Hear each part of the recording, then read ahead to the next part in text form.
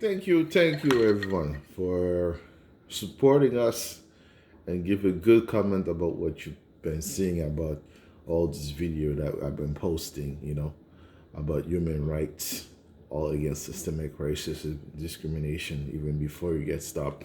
So, I've been around.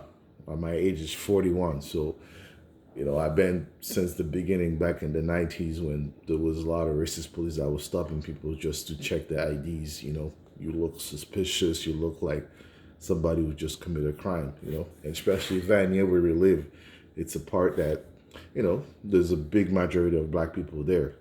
So don't expect anybody not to get pulled, especially that video when you see that plate that the police was telling me that my plate was expired. It was in Vanier. And I know Vanier, it's a very, you know, have a lot of history of crime and drug traffic, racist police beating up black people, taking, the worst thing that used to happen back in the day, the police used to arrest more black people that selling drugs versus white people selling drugs. But those stories I never talk. If everybody was watching videos about all police's interaction, people will think twice before they even approach these people. Killing people, unlawful arrests, racial profile, so many things I don't have time to say.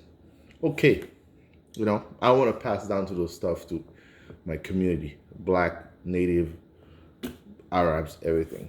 So what do you do if you get pulled over by the police? When does your right start to remain silent? Do my right start to remain silent after I've been arrested? No. Your right to remain silent even gets start before you even approach the police. People think, okay, police will tell you you have the right to remain silent. Technically, that's fucking bullshit. You don't want to remain silent after you had a handcuff on you. You want to remain silent even before you got those handcuffs. Because if you think when you got those handcuffs in you, that's the time to remain silent, you're in the wrong shit. Now you're ready to fuck up yourself. You ready to give him the way to blow you up. So remaining silent is always before any interaction. So let's say you go to the police station, they tell you to go and confess yourself, or they want you to come. First thing you go, you remain silent. You don't have to say anything. And by not saying anything doesn't mean they're going to arrest you. If they have to arrest you, they will arrest you. Doesn't mean that by remaining silent or by, it will make any difference, but you will have more likely to save yourself because you're dealing with people like, they just don't like us. And for me, like that traffic stop I showed last time, it's been happening so many times, like, especially when you're driving a luxury car, see, I have a Chevrolet camera, stop me just to check my license and you go away. But technically, it's not what I want to check. They want to check if you have a criminal record on your license. That's what I saw. But they cannot come up to you. Can I say, sir, can I see you have a criminal record? No. Everybody say, I don't know how fucking know. What do you want to see if I have a criminal record for? What did I do to have a validated criminal record? So this is a system that we're thinking like, there's equality. No, there's no equality.